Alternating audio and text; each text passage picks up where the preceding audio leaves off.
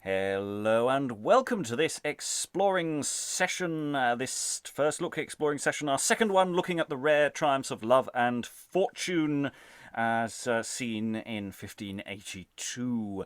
It is a play that is doing all sorts of work. We've got gods, we've got love, we've got fortune, we have competition as to who has more power. Is the power of love more powerful than the power of chance and fortune, misfortune, the turning of fortune's wheel, which will affect the plot of the story of two lovers and the various things that get in their way as to how far their love can progress. We left the session last time midway through Act 3, where some comic business was going on between a comedy servant and another comedy servant, or less comedy servant, more evil, more parasitic servant, someone dobbing in theory, their mistress.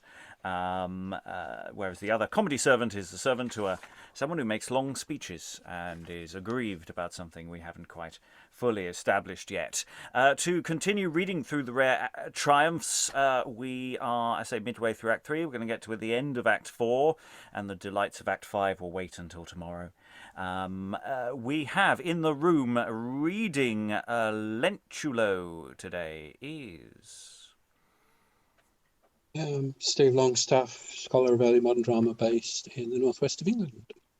And Lentulo is not to be confused with Penulo, who is being read by... Hi, I'm Eric, and I still don't know who I am.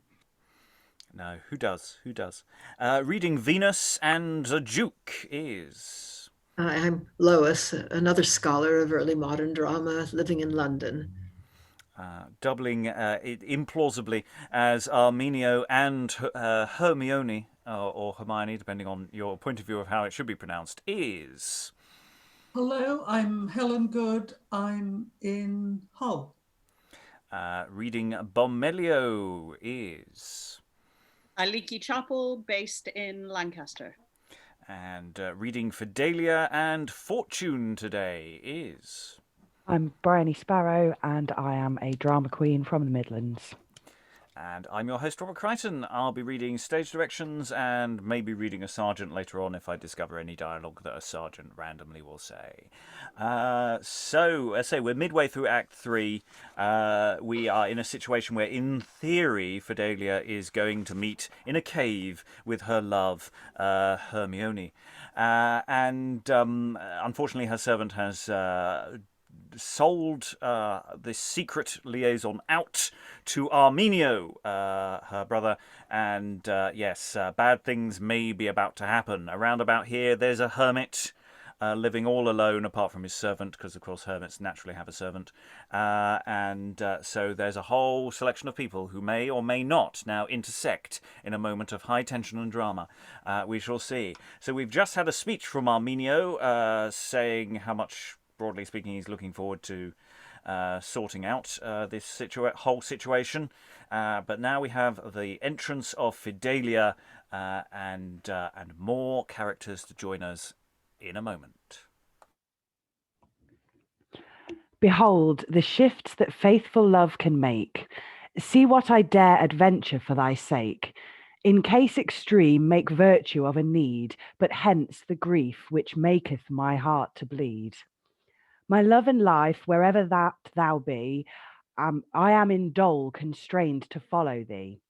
Hence sprung the hell of my tormented mind, the fear of some misfortune yet behind. If thou escape the peril of distress, my fear and care is 20 times more less. No reason 'tis that I should live in joy, when thou art wrapped in fetters of annoy. Nor to that end I swear to be thy wife, to live in peace with thee and state of life. But as to dwell at ease in pleasure's lap, even so to bear some part of thy mishap, and so to draw in equal portions still of both our fortunes, either good or ill. And sith the lots of our unconstant fate have turned our former bliss to wretched state, I am content to tread the woeful dance that sounds the measure of our hapless chance. I'll wait thy coming, long thou wilt not stay. High Jove defend and keep thee in the way. Enter Bomelio, the hermit that we met the other day. Now, weary, lay thee down, thy fortune to fulfill. Go, yield thee captive to thy care, to save thy life or spill. The pleasures of the field, the prospect of delight, the blooming trees, the chirping birds are grievous to thy sight. The hollow, craggy rock, the shrieking owl to see, to hear the noise of serpents hiss, that is thy harmony. For as unto the sick all pleasure is in vain, so mirth unto the wounded mind increaseth but his pain. Heavens, what do I see? Thou nymph or lady fair, or hast thou goddess of the grove, what makes thee to repair to this unhaunted place? Thy presence here unfit. Ancient father, let it not offend thee any whit to find me here alone. I am no goddess, I, but a mortal maid, subject to misery, and better that I might lament my heavy moan, I secret came abroad to recreate myself a while alone. Take comfort, daughter mine, for thou hast found him then that is of all others that live the most accursed man. Oh, I have heard it said our sorrows are the less if in our anguish we may find a partner in distress. Oh, father, but my grief relieved cannot be. My hope is fled, my help in vain, my hurt and death must be. Yet not the common death of life that here is led, but such a death as ever kills and yet is never dead. Fair maid, I have been well acquainted with that fit. Some injured with the like, I learn to comfort it. Come, rest thee here with me, within this hollow cave.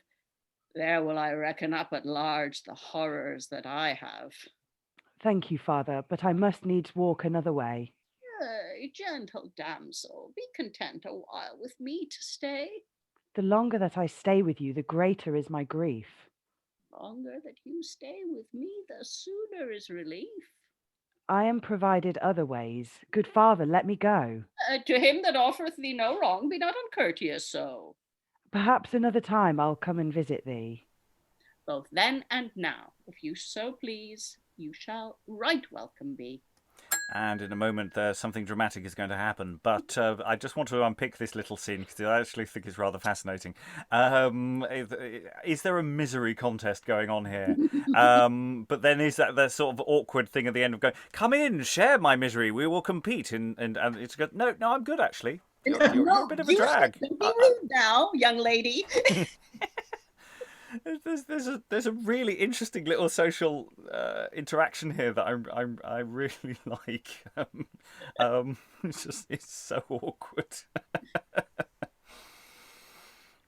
Because he's they are both being a bit extreme in their woe and sadness. Thoughts from I mean, how was being so sad? It was very poetic sadness, at least. That's always nice. Mm. Other thoughts from the room? Lois, muted at the moment. Yeah, presumably she's anxious not to miss what she thinks is going to be her rendezvous with Hermione. So she obviously doesn't want to go into this cave, and he's practically imprisoning her or trying to. So it is, as you say, just an embarrassing situation. Yes, because it's that thing of go on, have a cup of tea, have some biscuits. No, I've got some cake. Stay, Stephen. Similarly muted at present. Just in terms of what we sometimes spoke about yesterday, this is a fortune bit, isn't it?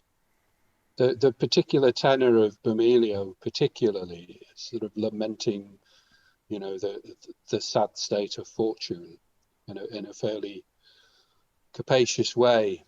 So it's that sort of tension that seems to be structuring the play, isn't it? That we're in touch with these two poles.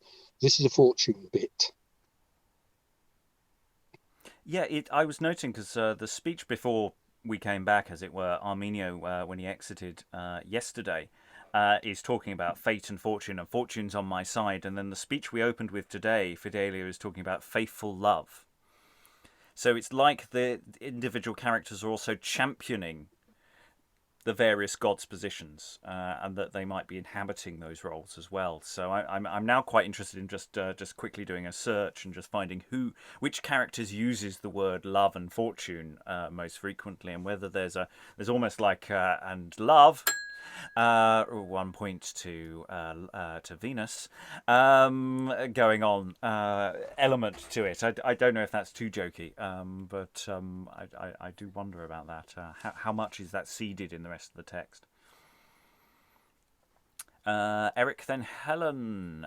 I was just going to say, is Bomelio like a hermit of his own accord? Because it kind of seems like he's a hermit, which means technically he chose his solitude in theory. But then also he's kind of like, as soon as he sees Fidelia, he's like, oh, a young person, someone I must talk to about my grief. And it's kind of that thing of wanting to share, but also kind of like wanting company, I guess. Well, I sort of empathise with the whole element of if you don't talk to someone or two people for a while, that you just become that person who just talks constantly. And I think when we all come out of lockdown, we may become that person. There's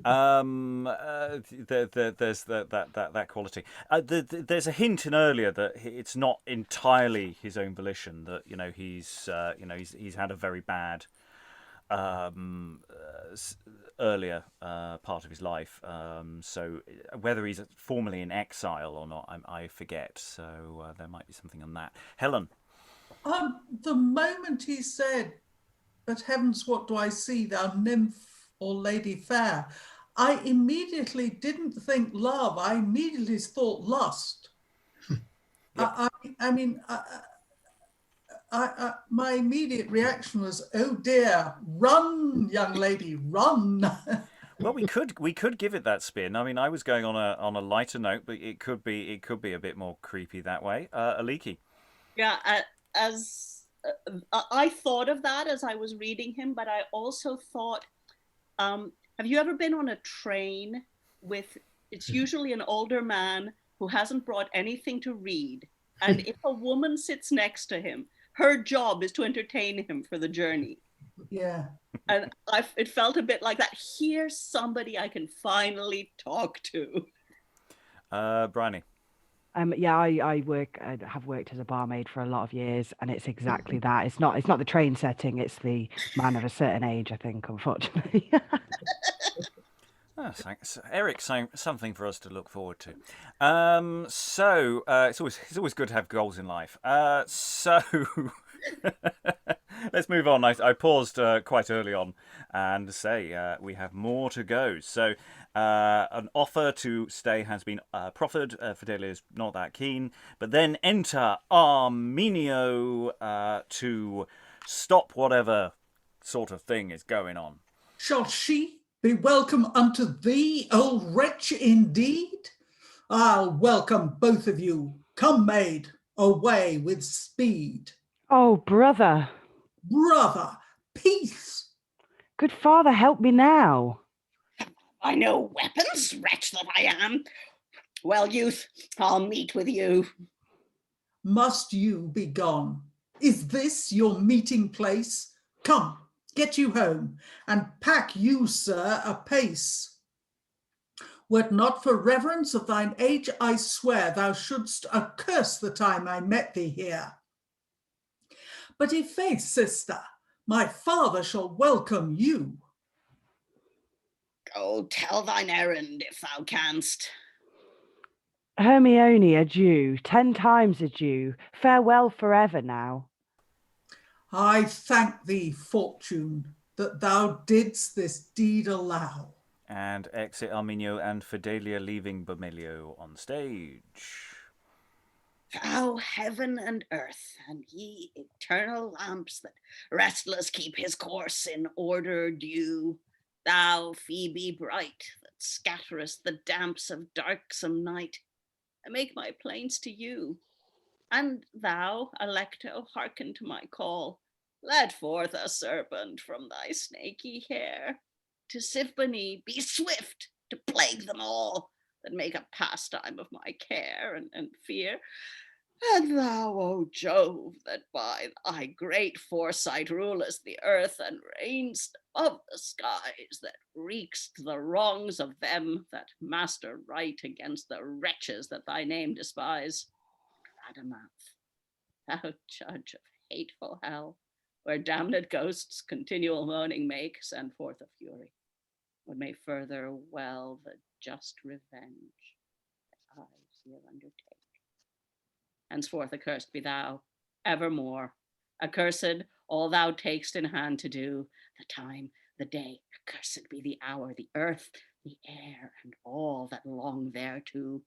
Dole and despair henceforth be thy delight, wrapped now in present and woes to come, to wail the day and weep the weary night. And from this time henceforth I strike thee dumb. Think'st thou I knew thee not? Yes. Well, I wis, and that thy sister, daughter to my prince. Now brag abroad, what hast thou got by this? So, that thou dumb, that be thou your recompense, and when thy ghost forsakes thy body quite, vengeance I wish upon thy soul. We'll just briefly pause there. I do want this to be relatively brief, but wow, it's like someone's channeling the Spanish tragedy 6 years in the future. We get a shout of Radamanth. Always nice to hear from Radamanth. And this blood and guts and yeah, it's all sorts of stuff going on here. I love Fidelia's line, "Oh brother," which can either be exclamation of "Oh brother," or it could, for a modern performance, "Oh brother." I don't think it's that one, but we can hope. Lois. Yeah, if one were going to keep bringing the gods back on, this would obviously be the moment for Tisiphone to reappear, since Bomelio invokes her. Absolutely. Yeah, it just suddenly gets really, really. You know, we're channeling that opening of the play again, and this constant, relatively minor shifts in tone sometimes, but also sometimes very dramatic. We've had a comedy scene. We've had a sort of sadness competition. We've had someone being dragged off, presumably at sword point. We have this calling on the Furies. What else is this act going to throw at us? I don't want to linger there too much. Hold on to any additional thoughts at the end. I just wanted to mark that. Also to give Helen a chance to change character. So Helen is, having been the brother of Fidelia, is now coming on as the suitor and lover for Hermione, or Hermione. Enter Hermione. Good even, good father. Pardon my rudeness here. Oh, joy and grief! I will dissemble yet my cheer. Good sir, methought I heard you speak of one right now, daughter unto a prince, that made me bold to trouble you. I spake of such a one indeed. Why, do you know her name? Fidelia. Why do you ask? What, do you know the same? Yea, father, that I do. I know and know her well. But did you wish those plagues to light on her? I pray you tell. On her the gods forbid, but on that wretched wight her brother, that from hence right now perforce conveyed her quite. Alas, what do I hear? Good father, tell me true, hath she been here? Was? She was. Where is she now? Gone back again. Gone back? With whom? Her brother. Her brother? How? He secret watched here, and when she should have stayed a while with me, he rushed out and her from hence conveyed. Confounded in my grief. And can it suffered be? And shall he make a brag at home of his despite to me? First let me die 1,000 deaths, Draw, run, and meet with him. Tarry, my son, it is in vain. They are now at home, I ween. Let him alone, he will not make great reckoning of his gain. Wretch that thou art for lingering, everlasting shall be thy pain, continual thy complaint, aye, during still thy woe. Why madest thou not more haste to come, and first of all to know? Content thyself, my son, torment not so thy mind, assuage the sorrows of thy heart, in hope some help to find. Some help? Oh, Father, no. All help comes too late. I am the man of all alive, the most unfortunate. I see thy loyalty, I see thy faithful love, else never durst thou this attempt adventured to prove. Take comfort thereby, my son. I am the man, I say, that love and fortune once advanced, but now have cast away. The joy, the sweet delight, the rest I had before fell to my lot, that now the loss, my plague, might be the more. O fortune, froward dame, wilt thou be never sure, most constant in inconstancy, I see thou wilt endure. Accuse not fortune, son, but blame thy love therefore. For I perceive thou art in love, and thence thy trouble is more. Father, if this be love, to lead a life in thrall, to think the rankest poison sweet, to feed on honey gall, to be at war and peace, to be in joy and grief, then farthest from the hope of help, where nearest is relief, to live and die, to freeze and sweat, to melt and not to move. If it be this to live in love, Father, I am in love.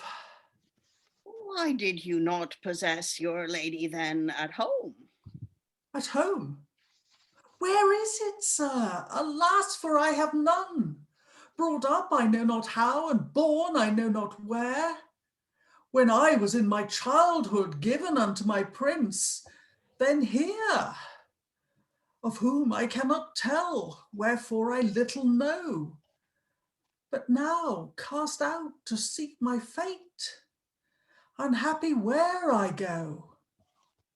Then dare I not be seen, here must I not abide. Did ever more calamities unto a man betide?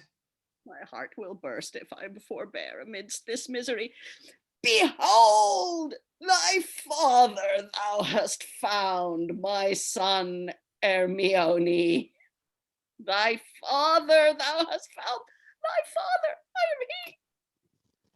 But is it possible my father you should be?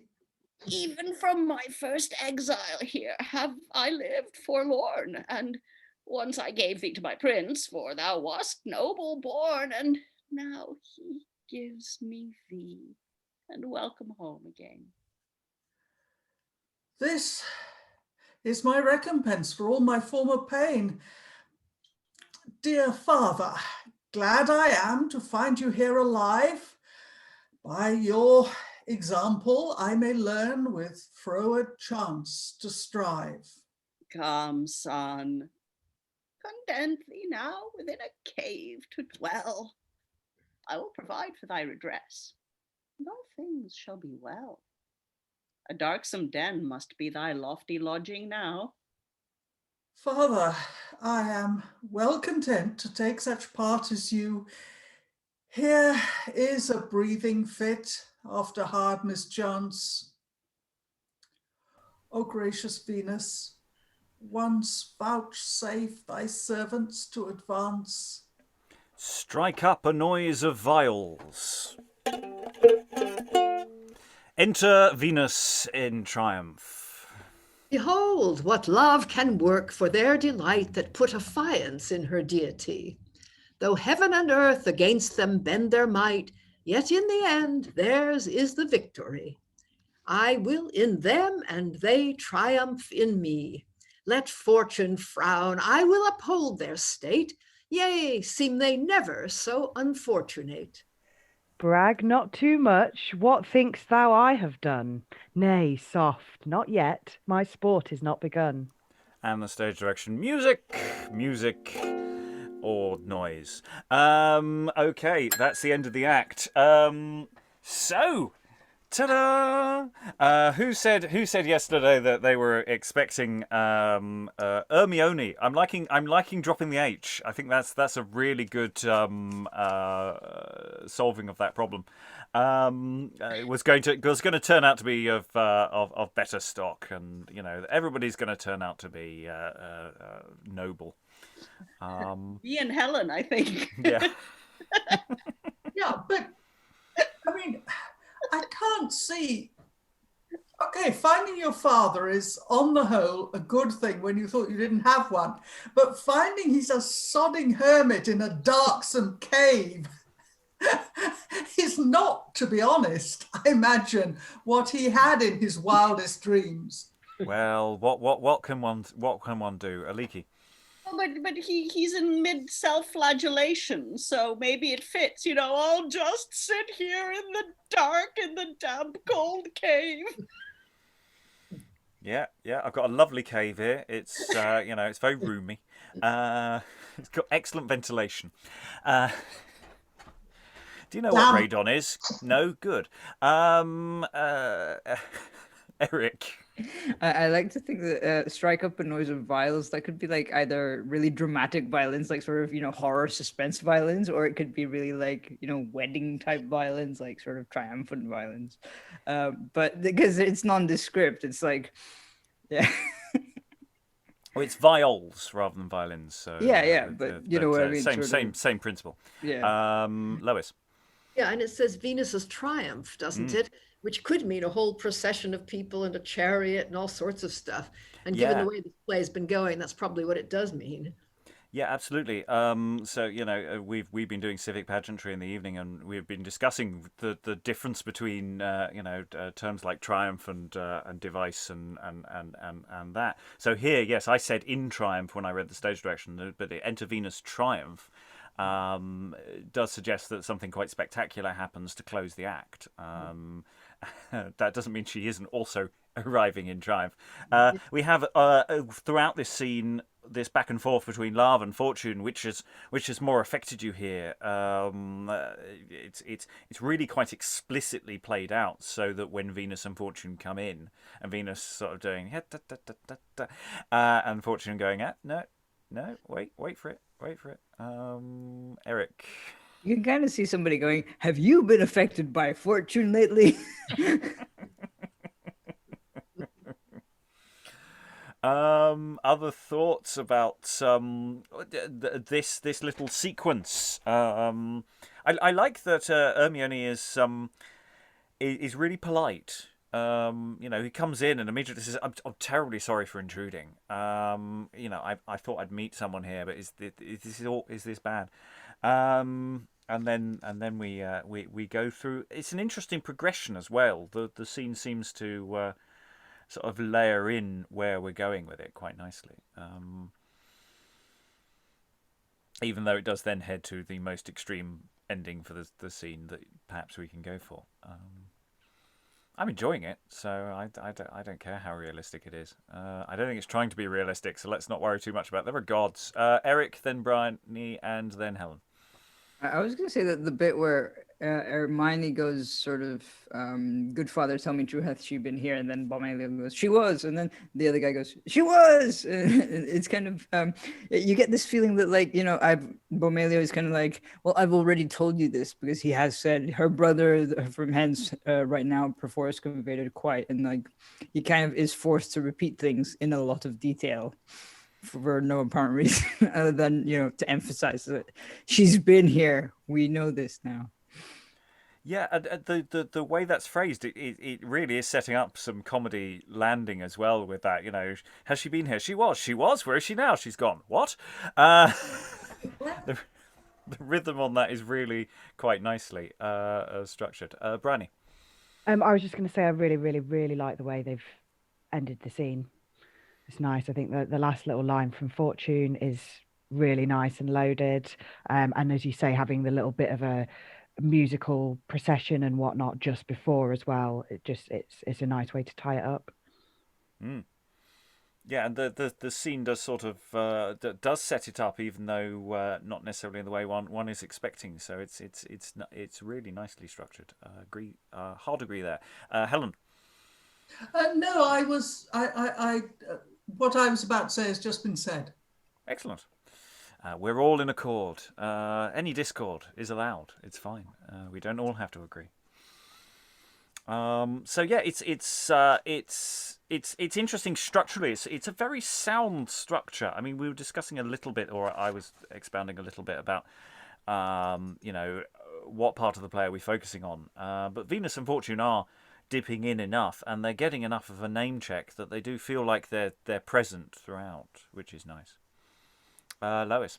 Yeah, just going to say that if everybody keeps saying Hermione, I just may commit suicide. I mean, it just doesn't scan and it doesn't rhyme. I was being just a bit silly. Yes. But that was what we were going to say. I'll stick to Hermione. Because Hermione is how you would say the woman's name in Greek. Every time I say it like that, it sounds more female to me. Well, yeah, we're not here to necessarily find answers. I'm just here to sow seeds of chaos. Any additional thoughts before we move into Act 4? No. Okay. So we have the fourth act, and we have the return of the comedy double act that we established in Act 3, of which we have as yet not fully understood. Enter Penulo and Lentulo. Come away with thy basket, thou logger-headed Jack. I think basket should be cloven to thy back. My back, my basket. Look, dost not see? When my basket is on my back, then my back is under me. And oh, this basket, wot'st thou wherefore I keep it so close? For all the love of my heart within this basket goes. Thy love with the wagon. Are you in love, sir, then with your leaf? What an ass art thou! Couldst thou not all this time perceive? I never sleep, but that when I am not awake. And I eat and eat till my belly would ache, and I fall away like a gammon of bacon. Am I not in love when I am in this taken? Call'st thou this the court? Would I had ne'er come thither to be caught in Cupido. I faint, I faint. Oh, gather me, gather me. Pretends to swoon. Come up and be hanged. Alack, poor Lentulo, tell me with whom thou art in love so. You kill me, and you make me tell her name. No, no. Oh, terrible torment that trounce in my toe. Love, my masters, is a parlous matter. Oh, it runs out of my nose. It's now in my back, now in my belly. Ooh, now in the bottom of my hose. The pestilence there, what is she, my boy? I'll make her love thee again, be she never so coy. Oh, wilt thou so? Oh, gods of love, that word plucks up my heart. I'll tell thee, sirrah, even as we two at the court gate did wait, didst not mark a goodly lady. Oh, lady, lady. Oh, why should not I as well as he, my dear lady? Didst thou not see her come in with a golden lock? She had a fine gown on her back and a passing nether stock. Well, sir, proceed. I remember her very well. It's the Duke's daughter this sort means. I can tell. Now, Zira, there was a little dappered ass wither that went before. When I saw him, I came in, sneaking more and more to have heard them talk. Crouching on is good. But when he had talked a while, I'd come in. Aye, forsooth. No, forsooth, that I would. And she would have looked upon me. And then more acquaintance we should have. An excellent device. Sarah, you're an excellent knave. Too autumn. I have it in me. But Sarah, what's thou? What now? As God juggle me, when I came near them, I tell thee true, the same squall did nothing but thus. I know what's what, and I ran before him, and I did thus too. And strikes Penulo. A pox upon you. What meant you by that? What mean I? Well, Mary said he meant to give her a box on the ear if she spake to me. I meant to give him another box on the ear he should see. You should have bestowed it where you meant it then. Must you strike me and mean other men? Well, just nothing, fellow. But for example's sake. Well, sir, I am content this once it to take. But, sir, you must know that this squall is the Duke's son, that now by mischance is stroken stark dumb, in fetching home his sister that ran away from hence. She then a runaway. Oh, passing wench. I thought as much. Now, good Lord, to see that she and I now akin should be. Oh, cookily look. Oh, heavy chance. Oh, I run away. She run away. Go together. Go. But all the court laments and sore weeps for it. All the court? Thou liest. The court gate weeps not a whit. And we're about to have an entrance of someone, but I think we should briefly unpack what's gone on here. Yeah, Lentulo's doing some really good comedy business here. I'm still not quite sure why Lentulo and Penulo are together. I'm not sure we need to know why. I don't think it matters, but I'm still slightly taken that this is very much a double act of convenience. I'm liking the pretend swooning. It's reminding me of sort of general pretending clown business that we've sometimes staggered across in other plays. I like the fact that he hits Penulo when acting out something he was talking about earlier. It's just go, yeah, well, I had to do it because that's what happened at that point. So just go, yeah, the literalness of that. Yeah, thoughts about. They are also delivering some additional exposition as well in this scene, setting up some things. So thoughts about that? Thoughts about the comedy business and the relationship? How was it for you, Stephen, to be Lentulo today? Well, I did read ahead, which I don't normally do. I'm pleased I did that because I think it is the business, isn't it? I think it's and it just makes me think again of the different physicalities that we've got in play here compared to the previous theme, for example. This is all about exaggerated shows of emotion, isn't it? And I wonder how it would sit next to what we've just seen, which is also very, very emotional, isn't it? But the focus there aren't sort of the embedded implied stage directions, are there? So it's kind of left up to the actors a bit more. There's another. I mean, I think we were scratching our heads yesterday, weren't we, about how they got from A to Z, and there's one here as well. That stuff about the basket at the minute, I couldn't make head or tail of that. I had no idea what it was.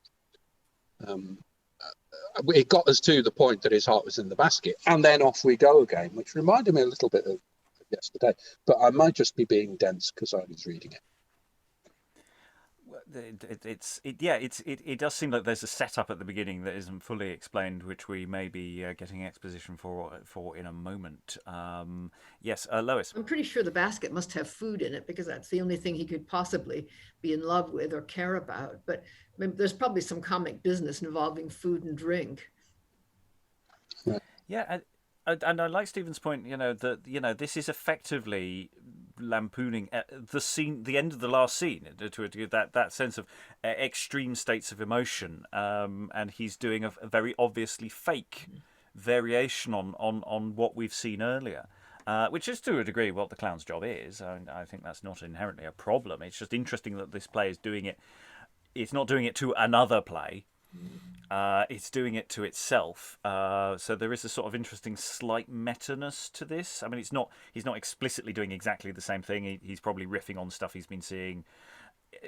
He's literally watched and seen other people doing and just thinks that it's a bit soppy. But it's a really interesting approach to the scene. Eric? I loved the bit that was where Lentulo just goes, didn't you get it that, all this time I never sleep, but when I'm not awake and when I eat and eat, my belly would ache and I fall away like a gammon of bacon. It's like, what? That's not, it's basically like saying, yeah, I sleep when I'm asleep. And yeah. It's good patter. It's good patter. Yes, and what the nature of love is. Yes, all sorts of variations on that. Aliki. Just to note a little bit of exposition that Bomelio's curse worked. He said, you'll be struck dumb, and now Hermione is struck dumb. No, I think it's Armenio, isn't it? Is it Armenio? I beg your pardon. I get them mixed up. Yes, Armenio is struck dumb. So the brother of Fidelia. Fidelia and son to the king, it has been struck down. And yes, that's an important bit of exposition hidden in this. It would be useful if they actually used a name. I'm quite keen on, when delivering exposition, of not hiding it too much. And when talking about a character, please use their name slightly more often. Eric. I was just gonna ask: is there like additional meaning to like run away, or is it just like literally running away? Because Lentulo makes a really labored joke of that, like, "Oh, she's running away and I'm running away. We should just like run away together."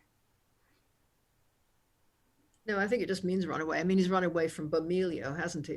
And partly because he's never had enough to eat. So that's why I think there's some sort of food joke going on. Yeah, and she did run away, but she was then brought back. So there's a whole play on both their situations. But yes, it's again, sometimes when trying to be clever, things are not always fully explained in the way that one would like. Briony. Well, I guess I suppose in like culturally, running away is probably not the sign of having the strongest sort of moral code in terms of like society, perhaps, because generally, I don't know, from what I know of these plays, of plays of this time and people running away, it's usually motivated by love and eloping with somebody that your family don't want you to be with, sort of thing. So I guess it's maybe just a sign that she's a bit of a loose woman, perhaps. Stephen.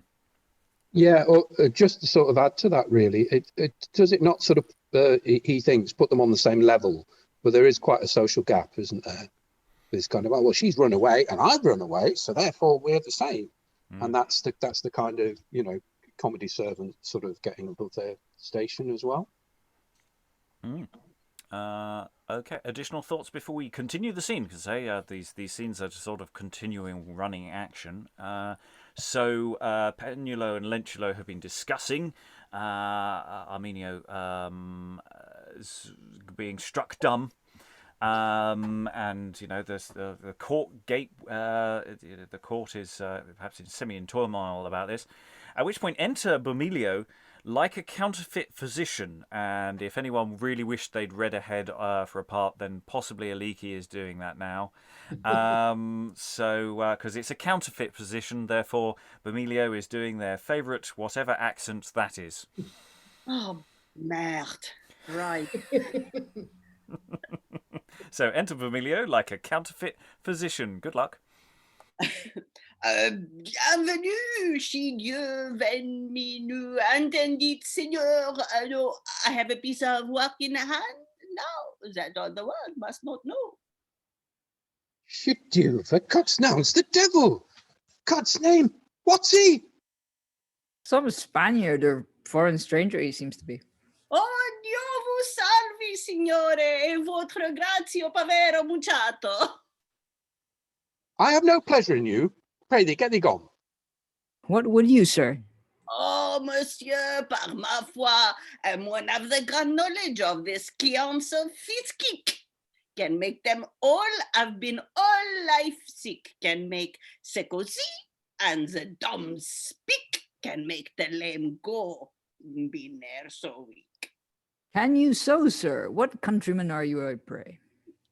It be Italian, Neapolitan, ne come Venice, todo day. Can you speak any peddler's French? Tell me what I say.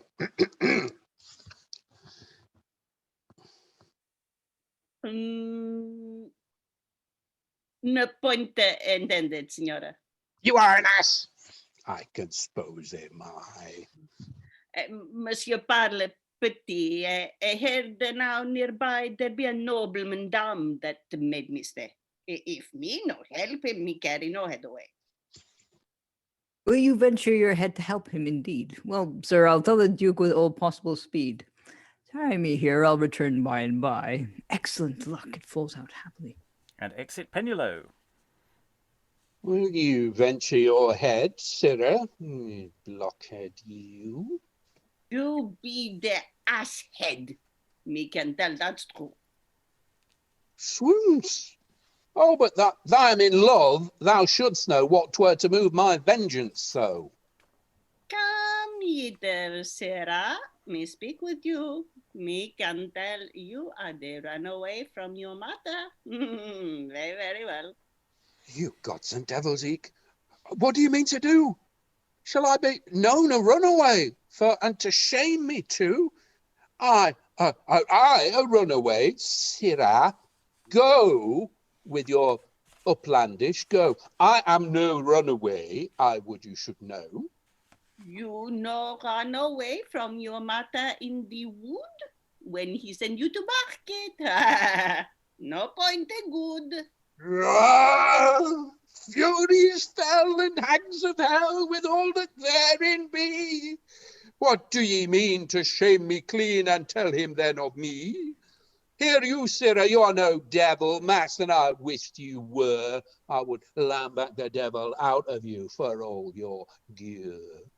Diavolo! Ah, fie! Me no diavolo! Me very fury. Let me see your basket. What meat you buy? Look in my basket, villain, rascal, tarry, stay. I've opened it. Out, alas, my love is quite flown away. My love is gone. My love is gone. Out of the basket there.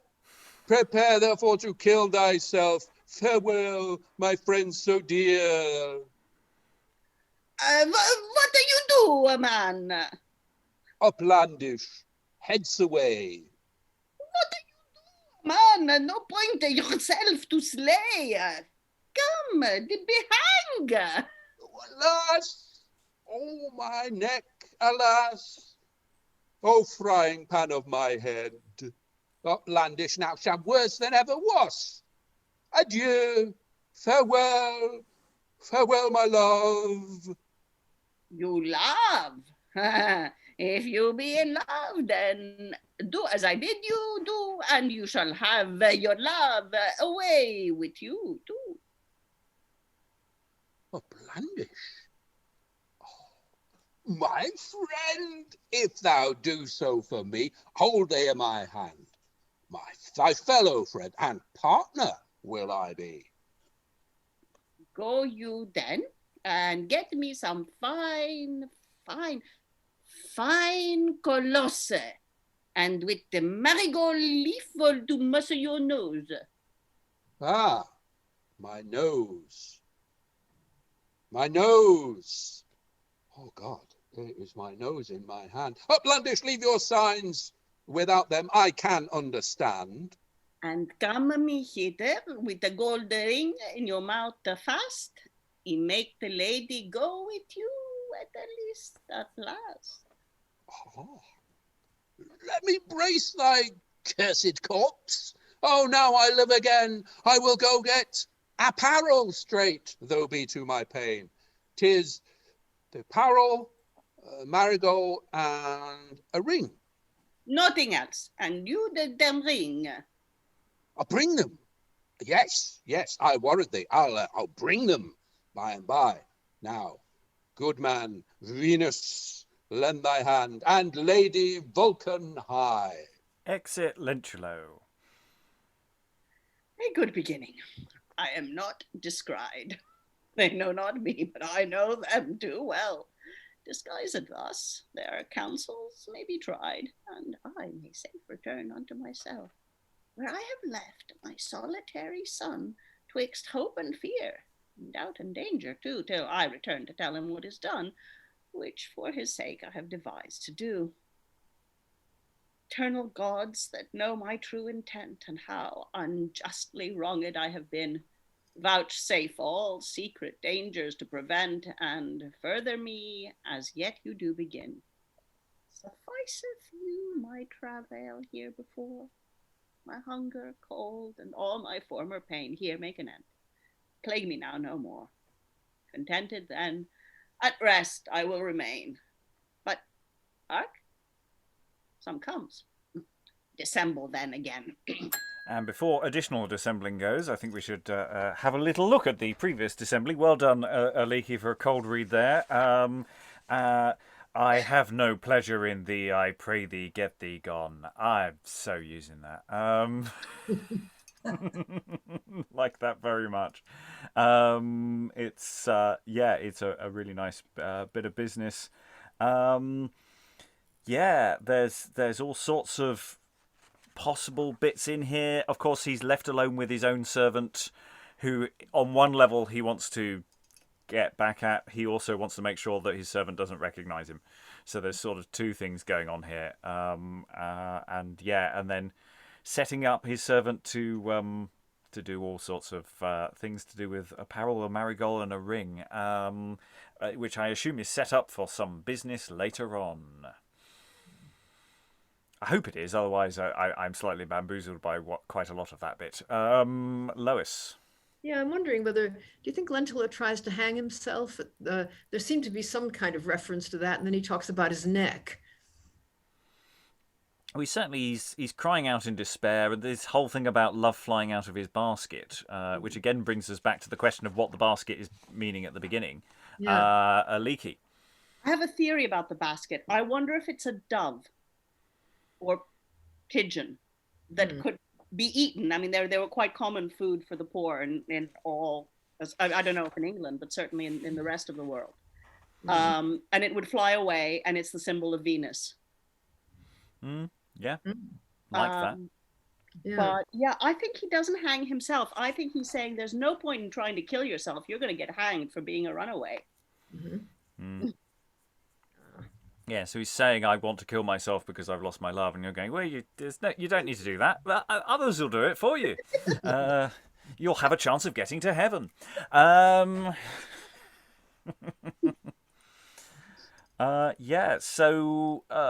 We've got this set up business of, sent off to, come and get me hither with a gold ring in your mouth fast. I mean, I'm really curious as to what this setup is going to lead to. I hope it goes to somewhere.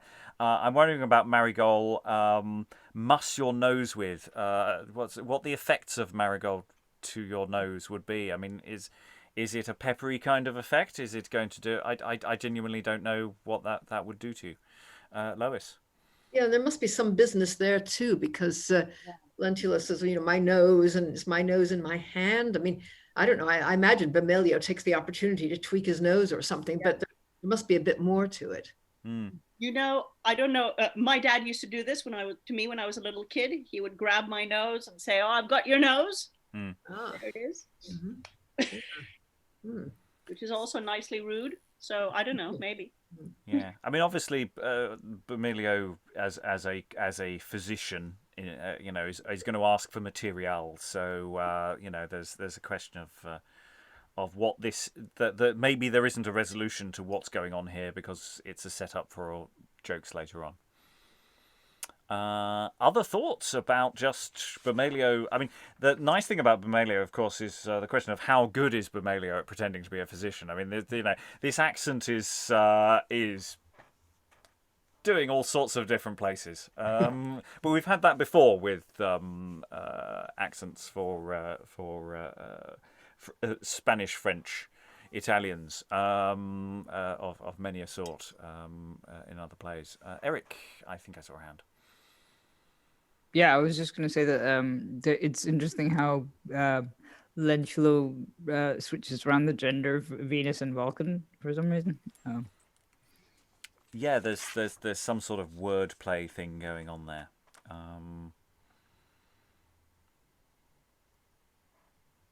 But why? I do not know. Maybe just for... It's got to be something to do with the fact that the clown is also playing Vulcan. Well, that's possible. That's possible. We were talking about that. That's not a confirmed thing, but that's our little... I think Stephen propounded that as a theory yesterday, and I think it's reasonable so far. I really like Lentulo's coinage of uplandish for foreign. That's great. Is that something to do? Are there lowlands and uplands? Maybe. Yeah. Other thoughts, Stephen? Yeah, just on uplandish. Is it something to do with sort of rude or savage as well? North Lancashire, when I used to teach students, they used to refer to people from East Lancashire, which is uplandish. They used to refer to them as dingles. Any Emmerdale fans would. So I wonder if it's to do with that, the kind of Highlands versus Lowlands. Or is it a mishearing of outlandish? Yeah, I was wondering on that as well. Which gives us some folk tunes to play with. Okay, we're still mid-scene, so we've got more data to pick up on. Bomelio, having dropped his disguise to talk to the audience. A couple of moments in that where there's potential for additional asides from other people as well at times. But having done that, he now has to put his disguise, his dissembling hat back on, as enter the Duke, his son, and Penulo. My lord, Jorn is the man whom I have told to you. My friend, I am informed that by thy worthy skill in physic thou art able to recover at thy will the strangest cures that be. If this be true indeed, as grant the gods it may, I pray thee then with speed provide for our relief. Recover this my son unto his speech, whom here thou seest before us to be dumb. You take no care for that, me noble prince. Me make him speak again, or me never come answer. Thrice welcome then to us. Dispatch it out of hand, and thou shalt bless the time that ere thou camest into our land. Let me see him. You hear me? That well. Turn ether? No, like it, truly. By the mass, this physic is an excellent art. It picks such a deal of gold out of every part. Well, me now see what this matter mean. Noble prince, this thing be done by magic clean. Is true? That me tell, me perceive it plain. No natural pediment, but conjuring certain. Oh, double, treble, woe! My son, how cometh this? He saith by magic it is wrought, unnatural it is. Dost thou remember aught that so it should appear? Or canst thou any reason make it should be true we hear? What means he by these signs? Can anyone express? If you give me leave, sir, to say as I guess, methinks he should mean there was some old man that threatened to be revenged on him, and then, 'tis so you may see, he confirms it again. Condemned be that man to everlasting pain, perpetual his annoy, continual his unrest. Oh, that I had him here to plague as I thought best. But, learned sir, Is there no way? Is there no remedy? Can there be found out no device the charm to mollify? Good sir, if anything, whatever that it be, let's spare no cost. My will is such, I will allow it thee. Oh, indeed. And by my troth, there is one thing. But me am very let the same to bring. Yet, without that, me, I am sure, let me tell you, your son will never again be well, never more be well. Oh, good father, tell it me. Whatever should befall, mine be the danger, mine the loss. You shall be pleased for all. In any case, express it then.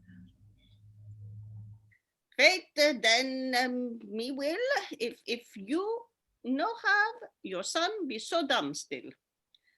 You must get the grand enemy that you now have, and in the tenderest part is dearest blood crave. Therewith must you wash his tongue a string, nothing but that will his speech bring. The dearest blood in the tenderest part of his great enemy? Oh, grief to my heart, will nothing else cure his disease? Nothing by my troth, but do as you please. My son, my wretched son, and whom dost thou suppose thy greatest enemy among thy father's foes? It is Hermione, 'tis he and none but he. He hath now proved himself indeed thy greatest enemy. Where lives the wretch? That he were ta'en and we revenged be. And must his dearest blood in his tenderest parts help him his speech? That's an excellent art. But what part is that my master is now about a man that is the tenderest? Guess it and you can. I can tell what part a woman thinks tenderest to be.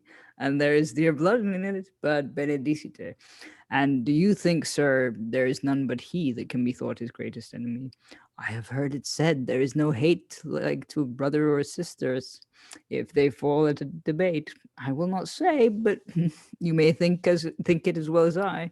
If you mark since her coming home his sister's cruelty, and the continual rancor she beareth unto him. Is the maid his sister? Be God then, he said him. Been mine fate and troth, sir, 'tis true that he say his sister must be his greatest enemy today. And must I kill my daughter to help my son to speech? I'll never do it. See how it doth beseech. I would all our daggers were of his quality. They should not brawl with a man then for his money. You kill your daughter? Fine, no point so. Dearest blood in tenderest part, me will show is in her paps with dogs. For there be the tenderest part, and the blood the dearest, it comes from the heart. So she be pricked a little under the breast, and wash his tongue, he speak with the best. This thing is somewhat easier, if she consent thereto. If not, I can enforce and make her it to do. Penulo dispatch, and to my marshal bear this signet for a token that he send her to us here. I will, my lord. And exit Penulo. He that hath felt the zeal, the tender love and care, the fear, the grief that parents dear unto their children bear, he may, and only he, conceive mine inward woe, distracted thus twixt two extremes that hale me to and fro, sometime mistrusting that, and then misliking this. Have parents such a cause of joy, or is it such a bliss to see the offspring of their seed in health before them now? Oh, little know they what mishap awaits the death for you. But, son, my dearest son, recomfort thou thy mind, fight against fortune and thy fates when they be most unkind, and since I understand what may recover thee, make short account of it, myself will do it presently. But, sir, I pray you, lest my daughter should by fear or fright of it be sore abashed, be always ready here to stent her wound when you see good.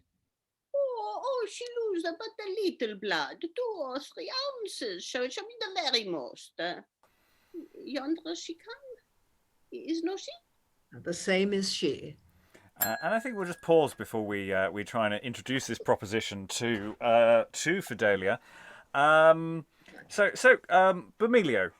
could I just ask, when you were coming up with this plan, why did you come up with this plan?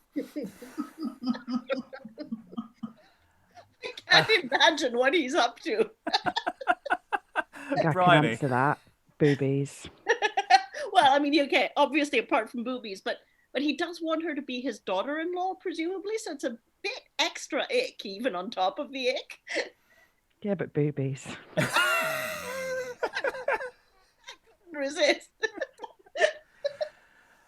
I mean, it's weird. Just for the viewers at home, is also just who might be a bit confused.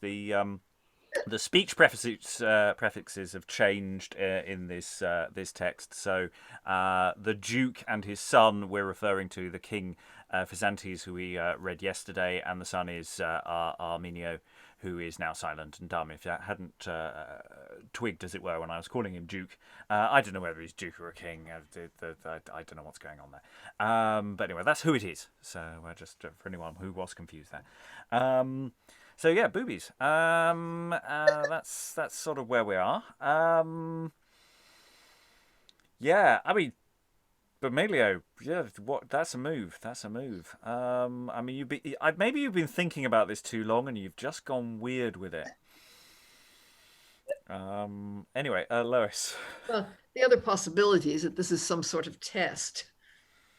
I mean, the favorite line in drama, a bit later, admittedly, is, "I did but try you." We'll see if it turns out that way. Yeah, but there are more conventional trials available. Yeah. Yeah. This is coming from a really weird place. I mean, I'm still sort of going with it. I'm acknowledging that this is seriously weird. But it's not completely throwing me off so far in a strange way. Eric, then Helen. I was gonna say, but it's actually Penulo's fault because he's the guy who goes, well, actually, the one possible enemy is Hermione. Yeah. Anyway, and the other one is his sister. So yeah. Bomelio goes with it, right? He seizes upon this explanation very happily. Is he just making it up as he's going along? Helen. Yeah, Armenio has actually quite a lot to do in this scene. He may not have anything to say, but he has to do some serious mime work early on, and then he has to do a great deal of reacting. I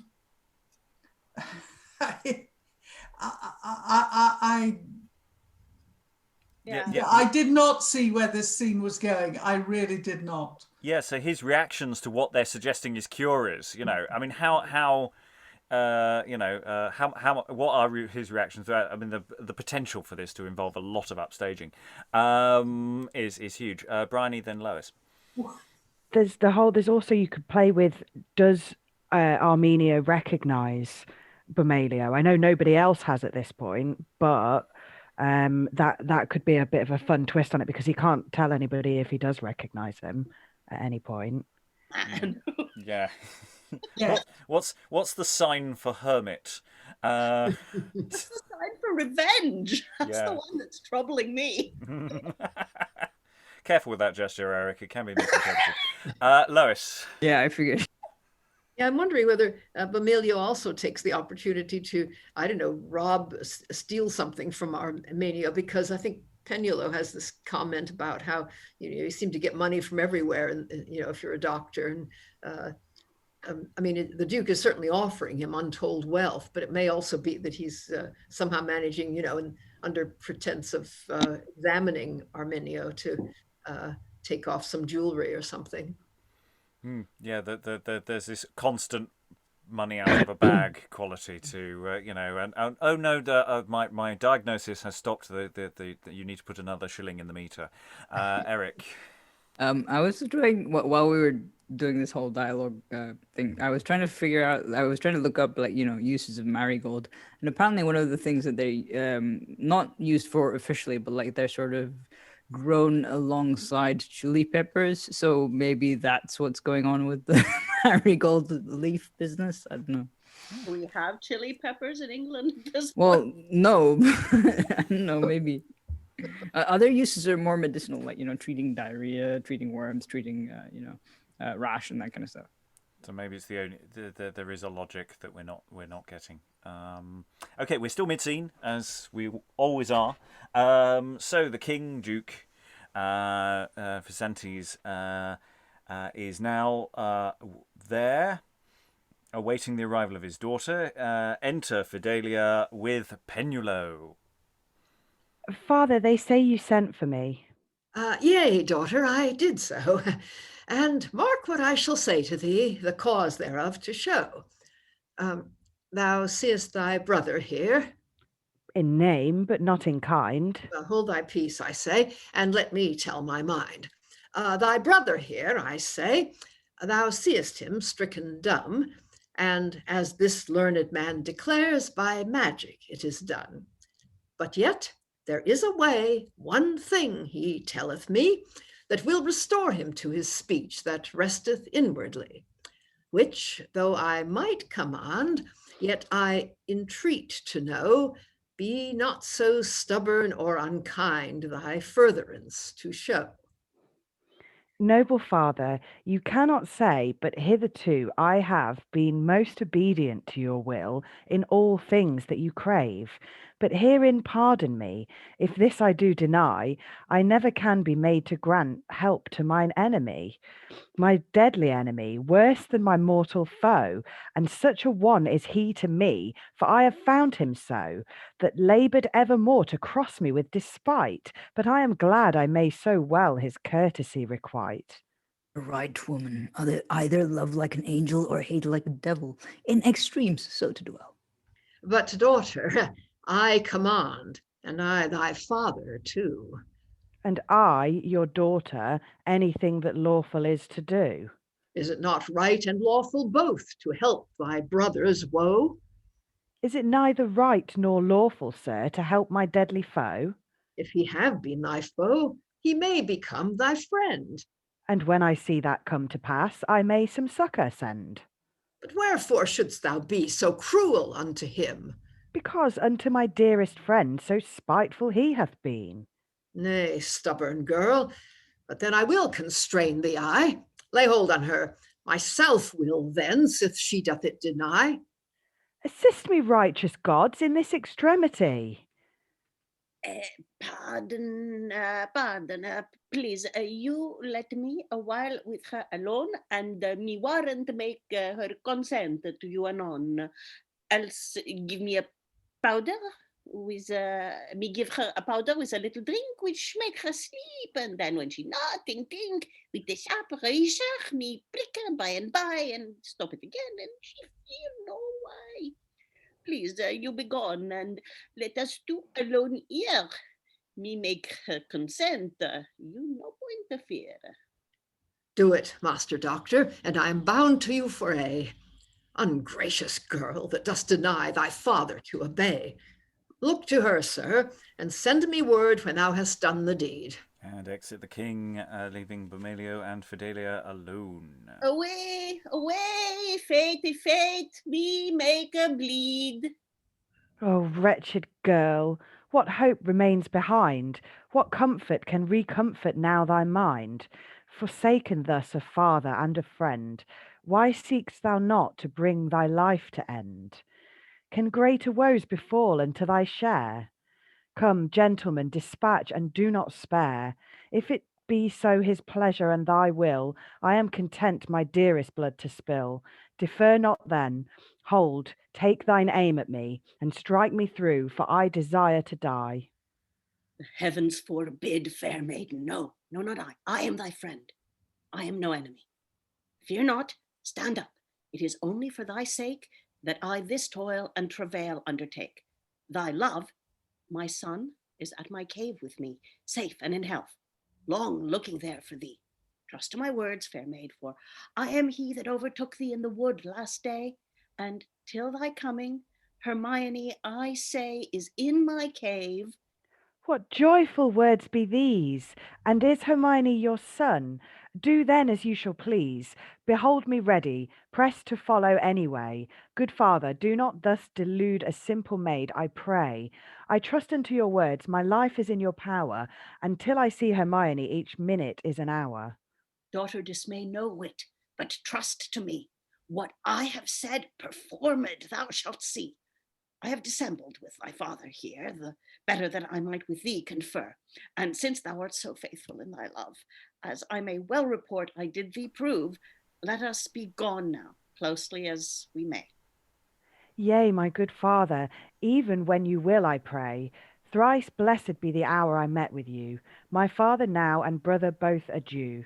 Unkind to her, most kind that you should be. I leave them all, my dear, to come to thee. And they exit, and the scene is actually over for once in the middle of an act. We still have potential scenes to go in terms of actual isolated action. It's not a great scene between father and daughter there. It's all a bit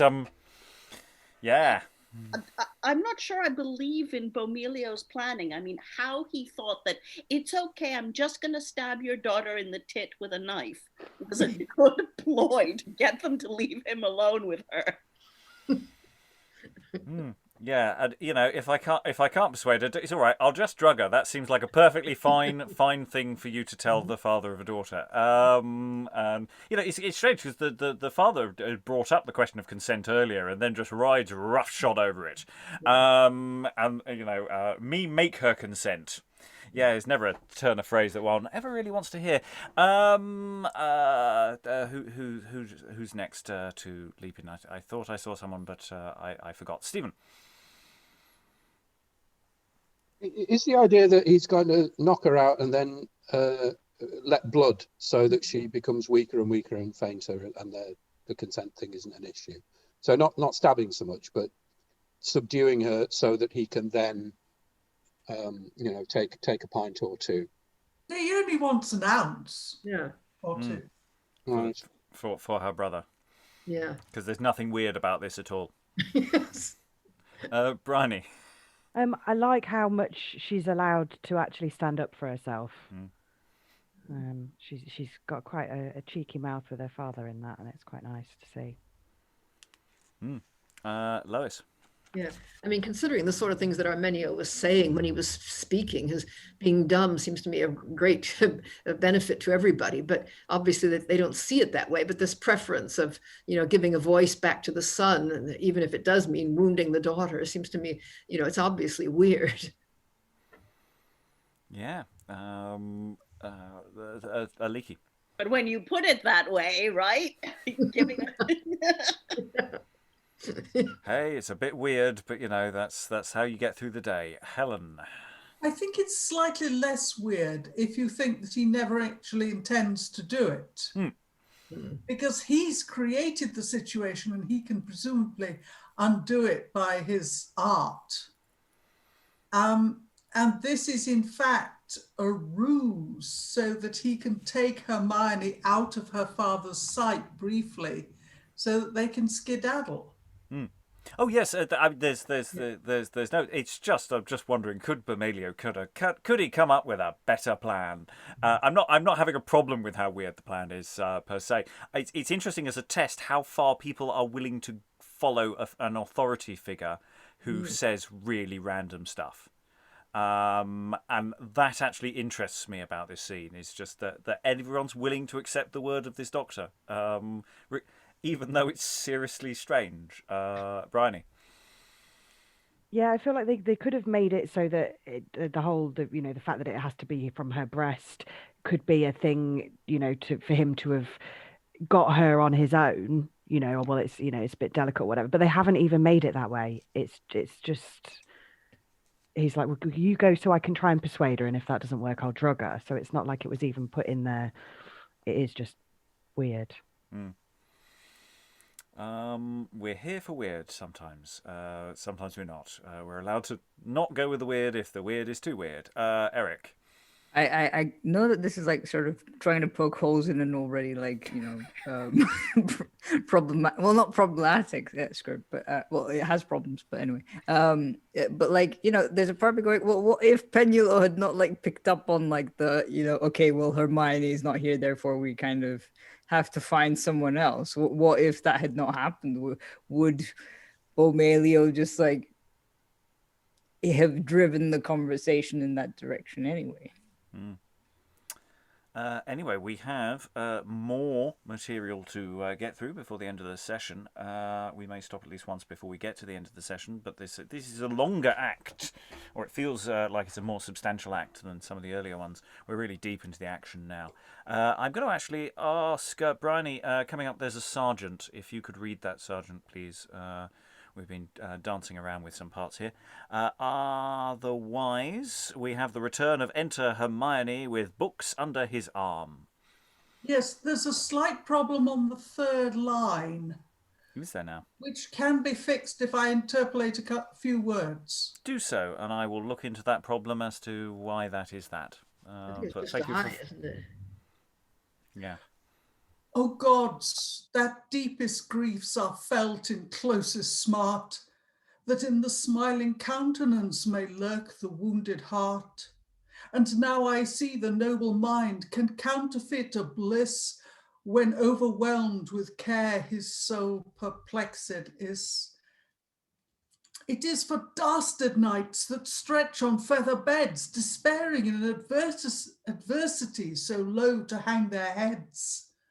The better born, the more his magnanimity, the fiercer fight, the deeper wound, the more undaunted he. So I perceive it now. I well perceive it here.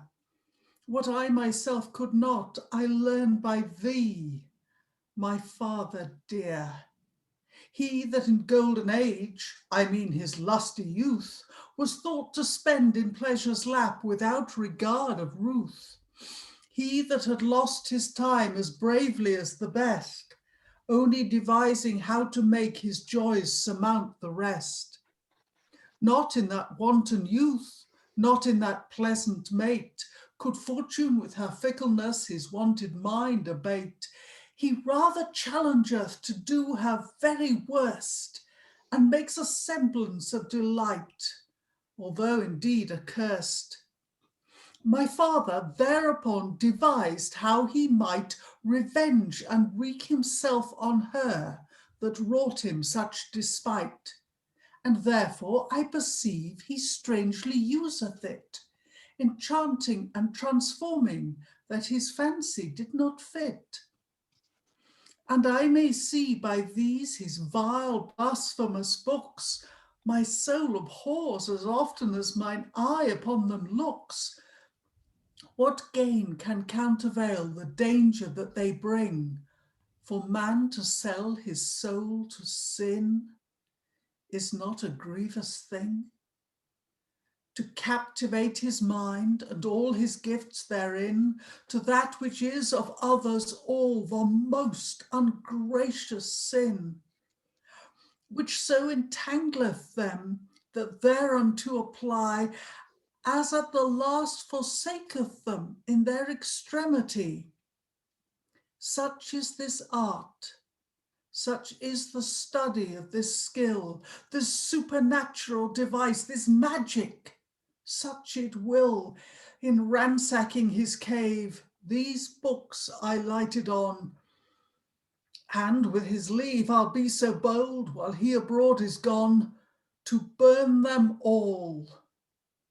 For best that serveth for this stuff, I doubt not, but at his return, to please him well enough. And gentlemen, I pray, and so desire I shall, you would abhor this study, for it will confound you all. end of separate scene, separate unit of action. So you invite someone into your house and he burns all your stuff. It's a really interesting direction this is taking. We've had this in other plays where as some form of magic is occurring, that there is a certain distancing and saying this is not a good thing and we must distance ourselves from it. There's all sorts of interesting parallels with some later plays. And this is really interesting. Yes, we shouldn't be doing magic. It's not good theology. Absolutely badness. But still, it's a bit ungracious, isn't it? Unless he's just rebelling against an absent father, give it an psychological. It's a bit early in the relationship for that to happen. Where were you at my 12th birthday? Sorry. Lois. You're muted at the moment, Lois. Probably best to get this out of our system. Right. Yeah. Well, it's interesting that he addresses the audience there at the end. Hey, all you guys, and especially you, Faustus, in the front row there. Yeah.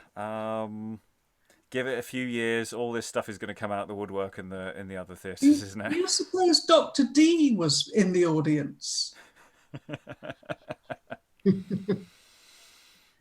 Yeah, I wonder. It does feel very pointed, doesn't it? It really does, especially given that the magic is making things right for him. Yeah. This is where the whole plot falls apart, and Bomelio gets burnt at the stake. So unexpected ending to the play, but these things happen. Can he put Armenio right without his books? Well, maybe the books are what insisting of this. Maybe it isn't a scheme at all, and actually that's the only way of ending the curse is the weird stuff. Maybe it's not him. Maybe it's the gods. It is ungracious sin. So that's what this stuff is. Anyway, I didn't mean to stop there, but I just couldn't not stop there. Really, I thought that was too important to mark. So we return to Lentulo. We have some business described here. We have a bit of business from Lentulo. Enter Lentulo with a ring in his mouth, as promised earlier, a marigold in his hand, as promised earlier, a fair suit of apparel on his back, see earlier comments, after he hath made a while made dumb show, because he's got a ring in his mouth. Penulo cometh in, running in with 2 or 3 other, one of which is a sergeant. Run, for the love of God! Search villains, out of hand! Run, I say, rascals! Look about ye! How do you stand? The Duke's daughter is gone again, and all the court is in uproar. The pox on such a physician! He shall counsel her no more. See you, Master Penulo. Who is that yonder so brave? Cock's blood, you villain! What do you here, you slave? Swoons hath robbed the Duke of a suit of apparel. Why speak you not, sir? Yea, will you not tell? Lay him on, my masters. Spare him not, I say. Speak you by signs. One of you pull the ring away. Cock's blood, my finger. He bites as a bite as pestilence there. What mean you, my masters? What mean you here? Have you found your tongue, sir? Oh, very well. I pray you, sir, where had you this suit of apparel? This apparel? What an I stole it? What's that to thee? Marry, sir, no more, and that hanged you shall be. Then all the world shall see there is somewhat in me. When I'm hanged, I shall swing lustily. Mass, I shall do him great credit that hangs me. But if I may be hanged by an attorney, I will desire thee the place to supply. Yes, marry will I, for courtesy's sake. Now come on your way, sir. The pains I will take to bring you before the Duke, that he may see what a proper man in his apparel you may be. Well, thou, faith. Thank thee heartily. Yeah, but I must talk a little with our uplandish here, and then I'll go with thee, faith. Anyway. Landish, you rascal, where is he now? He's gone and stole away the Duke's daughter with him too.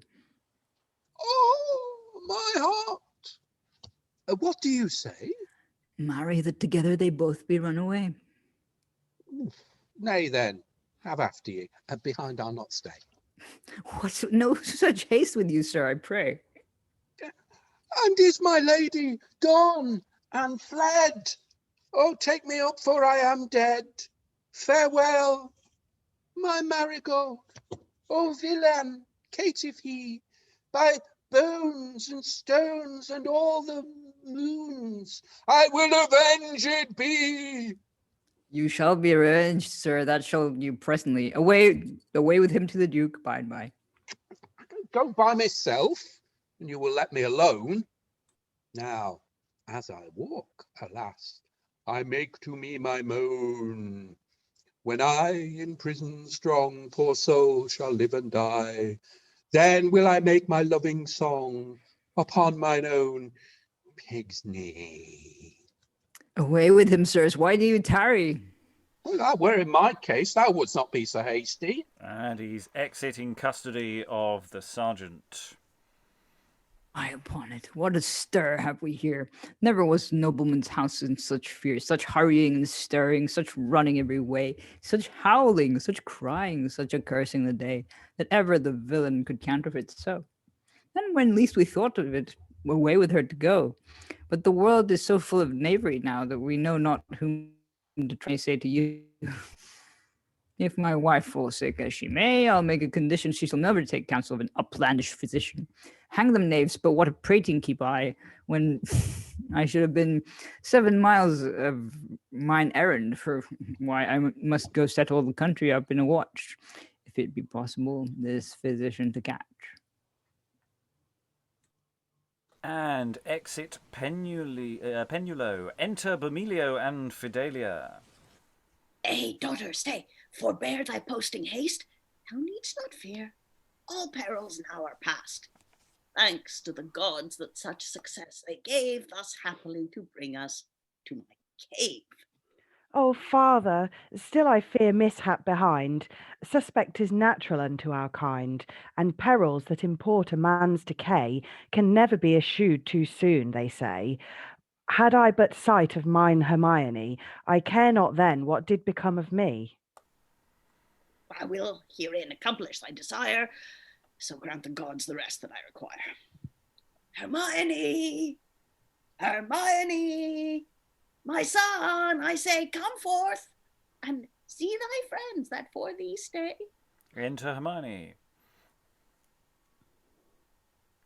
Enter Welcome, Hermione. my father, but 10 times welcome thou, the constant lady mine that liveth now. And lives Hermione? Lives my Hermione? What can be added more to my felicity? Thy life, my life, such comfort dost thou give. Happy my life, because I see thee live. Whilst they record the sweetness of their bliss, I will apply to further, as they wish, their sweet delight by magic's cunning, so that happy they shall live in spite of foe. How doubtful are the lets of loyal love. Great be the dangers that true lovers prove. But when the sun, after a shower of rain, breaks through the clouds and shows his might again, more comfortable to us his glory then, because it was a while withheld of men. Peace after war is pleasanter, we find. A joy deferred is sweeter to the mind.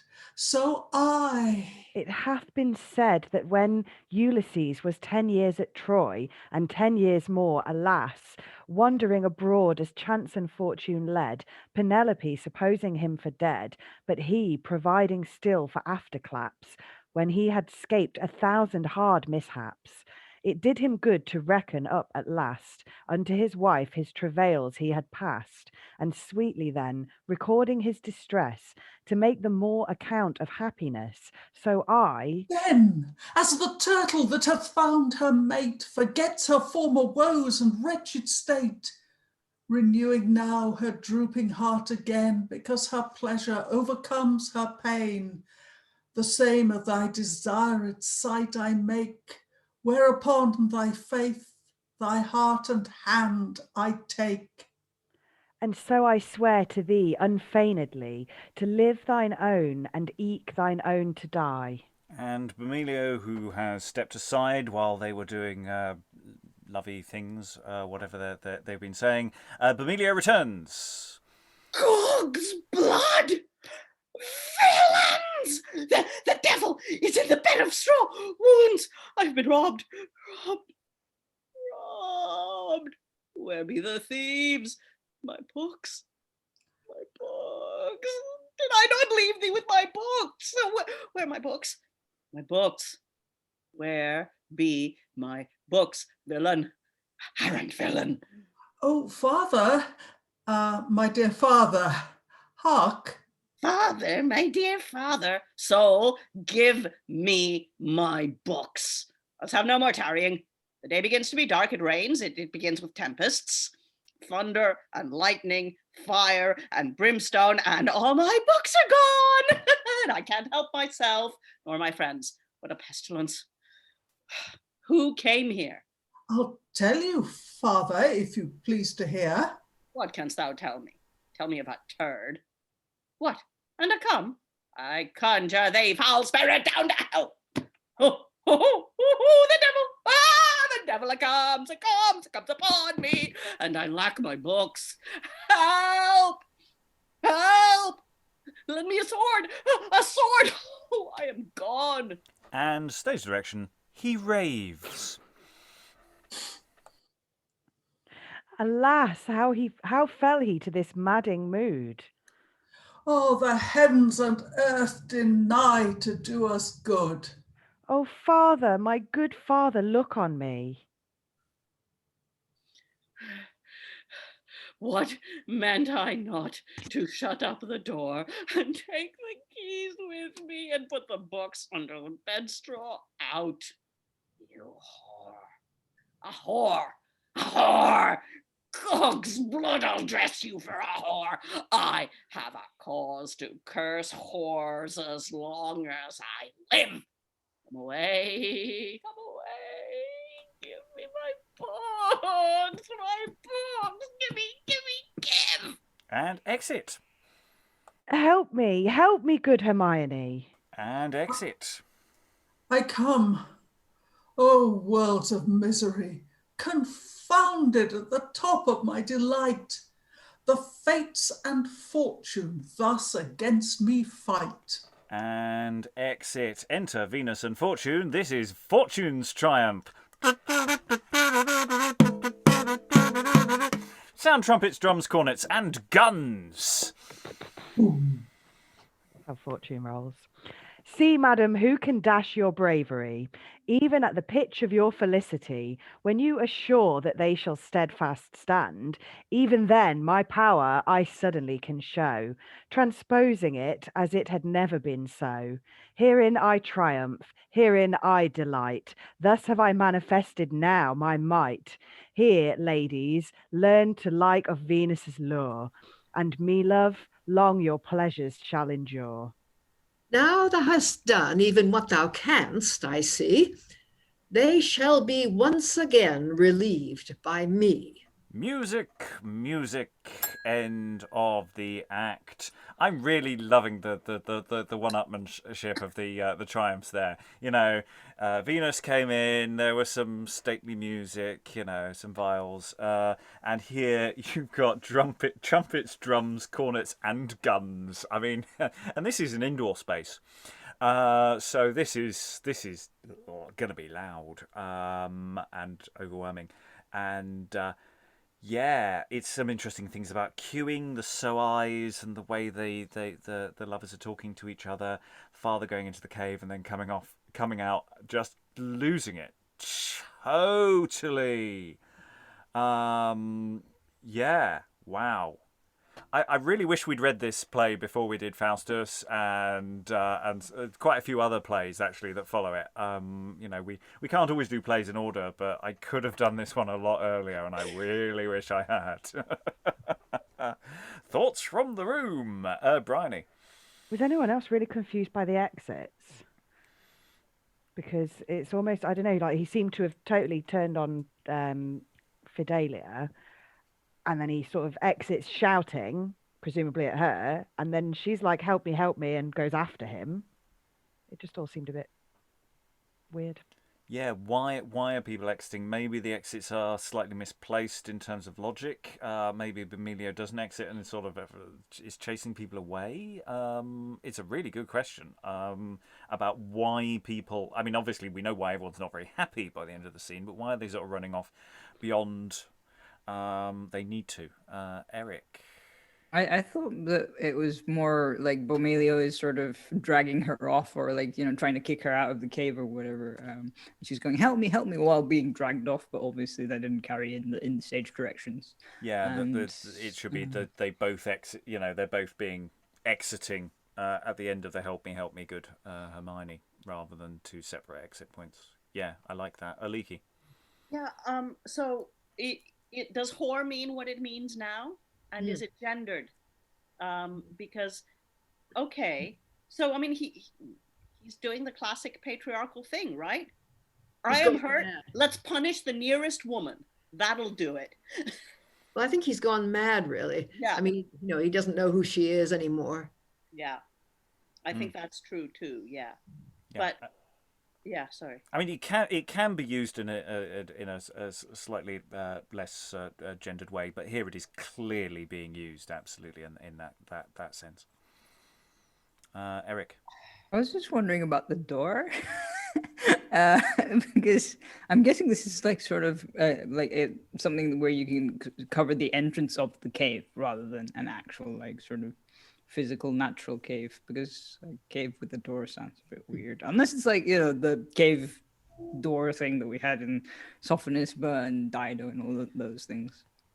It might not be literal as well. It could all just be in his head, you know, or it could be a bit like the Snow White and the Seven Dwarfs. You know, he's got a big door and a big padlock, and he just hangs the key at the side, outside when they leave. Helen. Or is your hand? You're just. No, I was inserting a raisin in the mouth. You were trying to cunningly eat. I see. Yeah. That's fine. Yeah. Other thoughts? Yeah. It's suddenly gone. Oh, you know, it's suddenly upped the ante, and we have this sudden moment of chaos. But we had lots of moments of chaos because we had the previous scene with Lentulo with the ring in his mouth, while everyone else is going, the daughter of the household's run away, chaos, etc. And he's just standing there holding, you know, and then they arrest him for stealing the Duke/King's clothes. It's really interesting. So that was all punishment, right, by Bomelio. It had nothing to do with the other trick. It was just, I'll show you to run away from me, boy. Yeah. But also, as well as the fabulous comic business that is clearly going on, we again have exposition in a comedy scene. Oh, by the way, he ran off with the Duke's daughter. Huh? Yeah. He's trying to do exposition while there's someone massively upstating him. It's just. Yeah, and you know, Sergeant gets bitten. You know, there's obviously quite a lot of business going on through all of that. Eric. Well, also the whole thing about like Lentulo knowing that he's going to be hanged and going, "Oh yes, I shall swing lustily." Is that your ultimate revenge then, kind of thing? But I think one of my favorite parts was Nicolette, when he's kind of like, yeah, while I'm walking to prison, I'm going to start like, you know, moan and so on and so forth. When in prison, Strong's poor soul shall live and die, and so on and so forth. It just, it's basically making fun of all the romantic like business that we've got going on. Yeah, it's a return to his earlier shtick, of that sort of over the top lamentation. Absolutely. Yeah, so we are approaching extra time, but thoughts before we get to final thoughts, Stephen?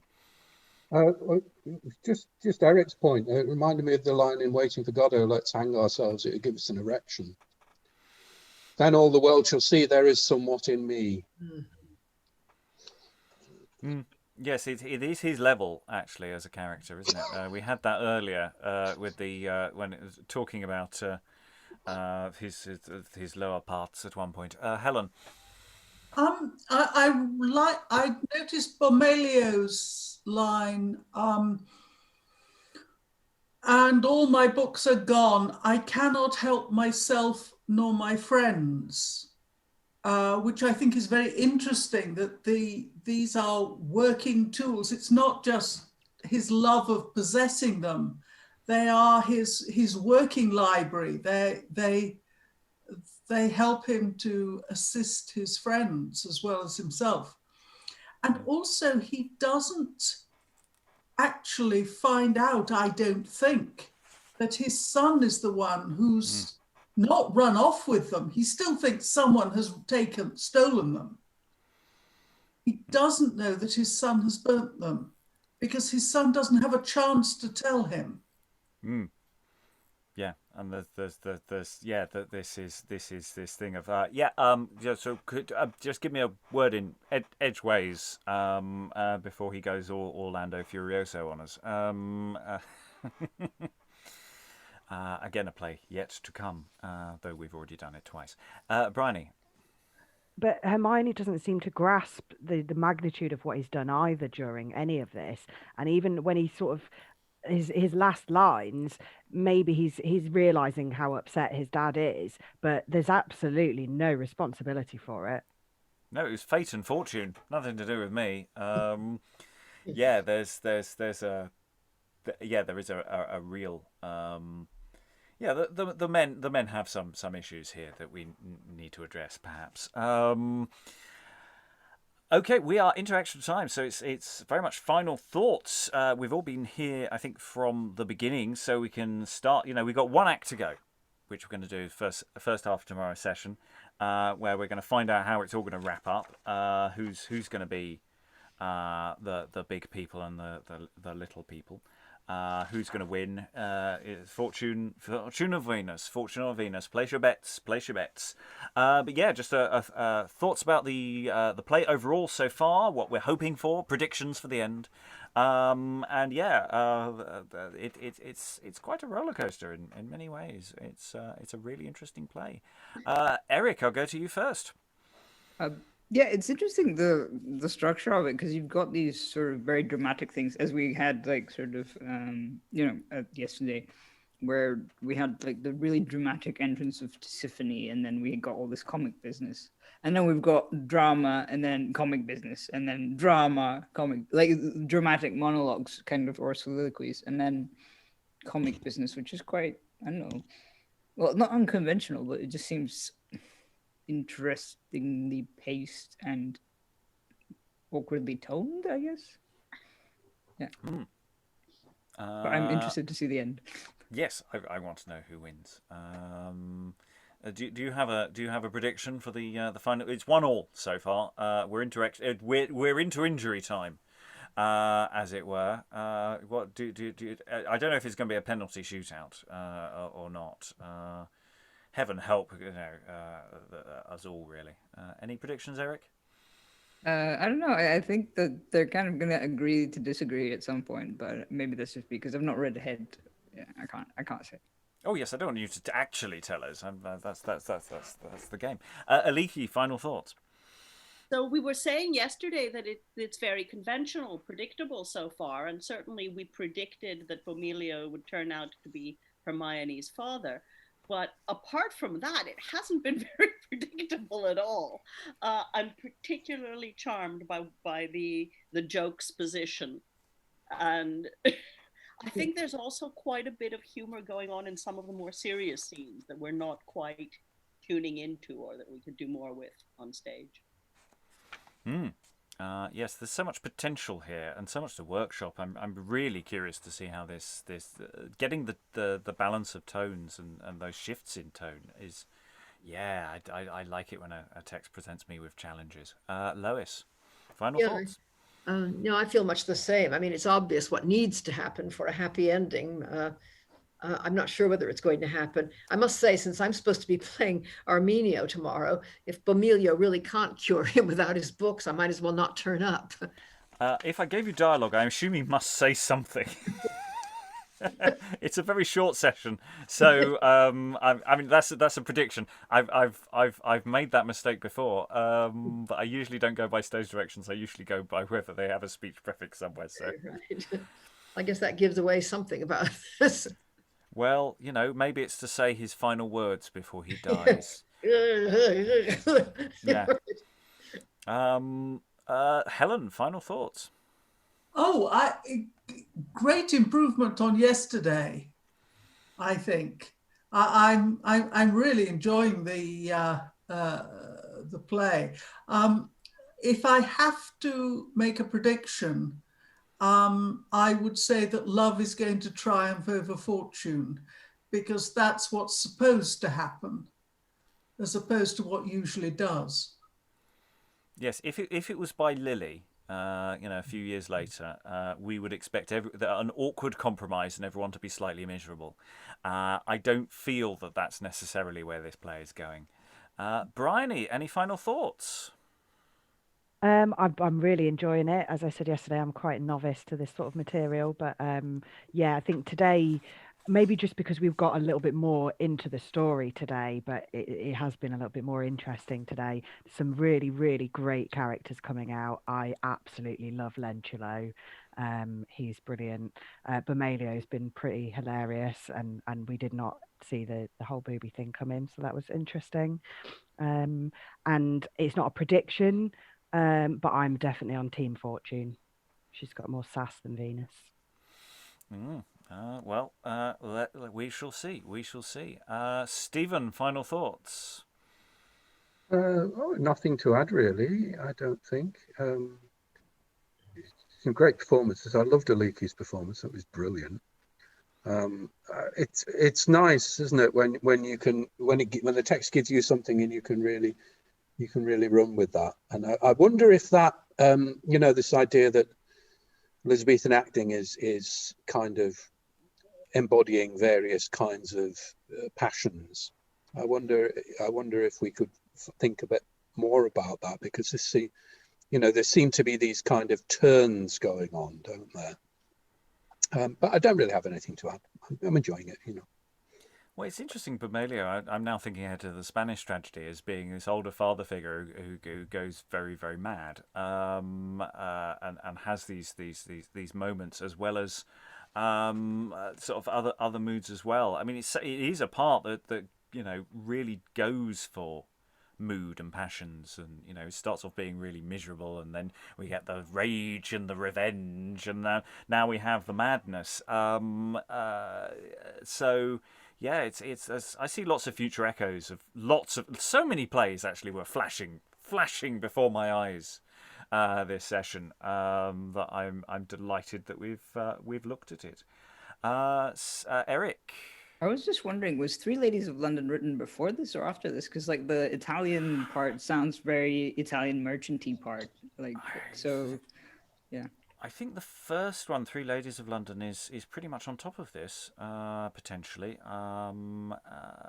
The second one, Lords and Ladies, is later by about 8 years or so, off the top of my head.